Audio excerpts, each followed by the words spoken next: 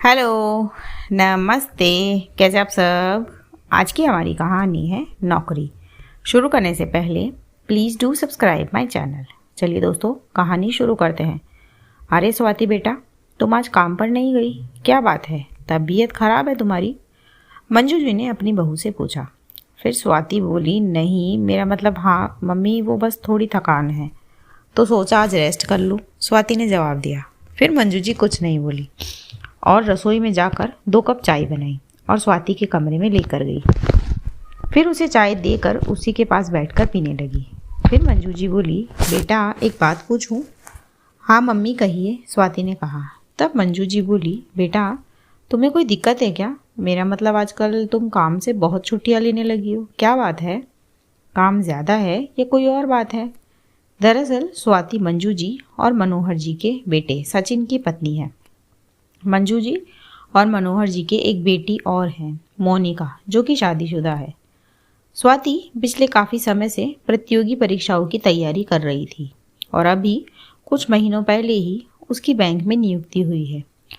पर स्वाति काम पर बराबर जा नहीं रही, इसीलिए मंजू जी ने उससे ये सवाल पूछा। फिर स्वाति आंख चुराते हुए बोली, कुछ नहीं मम्मी, वो मैंने ट्रांसफ़र के लिए अप्लाई करा है। तब मंजू जी बोली, पर क्यों, यहाँ क्या दिक्कत है? तब स्वाति बोली, कुछ नहीं मम्मी, आप नहीं समझोगे। तब मंजू जी बोली, क्यों बेटा, मैं क्यों नहीं समझूंगी? अगर तुम बताना चाहो तो मैं ज़रूर समझूंगी, क्योंकि बेटा मैं भी एक बेटी की माँ हूँ और इन सबसे पहले मैं भी एक औरत हूँ। तो तुम्हारी परेशानी मुझसे बेहतर तो कोई और समझ ही नहीं सकता।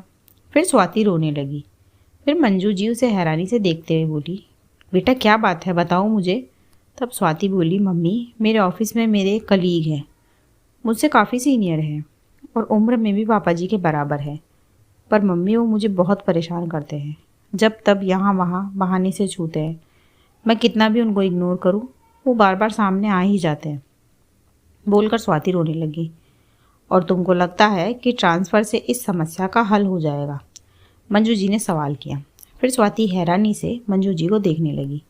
तब मंजू जी बोली, हाँ बेटा, ये तो वही बात हो गई कि तुम्हारे सामने शेर है और तुमने अपनी आंखें बंद कर ली। तो बेटा आंखें बंद करने से तो तुमको परेशानी दिखना बंद होगी, परेशानी खत्म नहीं होगी। क्या मतलब मम्मी? स्वाति ने सवाल किया। फिर मंजू जी बोली, मतलब ये कि दूसरी जगह जाकर कुछ नहीं होगा। और अगर तुम्हें ये लगता है कि दूसरी जगह तुमको ऐसा कोई नहीं मिलेगा तो गलत लगता है तुम्हें। बेटा ऐसे लोग तो तुम्हें हर जगह मिलेंगे, तुम्हारे ऑफिस में, मॉल में, बस में, अरे कभी कभी तो घर में भी मिलेंगे। तो फिर क्या करूं मैं, आप ही बताइए मम्मी, स्वाति ने सवाल किया। तब मंजू जी बोली, सामना करो। देखो बेटा, तुम जितना डरोगी वो तुमको उतना ही डराएगा। एक बार उसकी आंखों में आंखें डालकर उसे जवाब दे दिया ना, वो खुद डर जाएगा।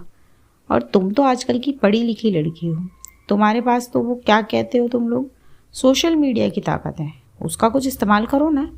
बोलकर मंजू जी तो चली गई, पर स्वाति ने सोच लिया था कि उसे क्या करना है। फिर अगले दिन स्वाति उठी और अपने काम पर निकल गई और काम से आकर स्वाति ने मंजू जी को बताया कि मम्मी आज मैंने उनको सीधा सीधा बोल दिया कि सर मैं आज आपके साथ आपके घर चलूँगी, मुझे आपके बच्चों से मिलना है। भाई उनको भी तो बताऊँ कि उनके पिताजी ऑफिस में क्या करते हैं। मम्मी वो तो सक पका गए, मुझसे माफ़ी मांगने लगे, कहने लगे मैं तो तुम्हारे पिता जैसा हूँ, माफ़ कर दो। बोलकर स्वाति ज़ोर ज़ोर से हंसने लगी। इसी के साथ कहानी ख़त्म होती है। कहानी आपको कैसी लगी मुझे कमेंट बॉक्स में ज़रूर बताएं। ऐसी ही और कहानियाँ सुनने के लिए मेरे चैनल KNY के हिंदी कहानियाँ को सब्सक्राइब ज़रूर करें। थैंक यू सो मच दोस्तों, thanks for watching, do like, share and subscribe my channel. Thank you so much.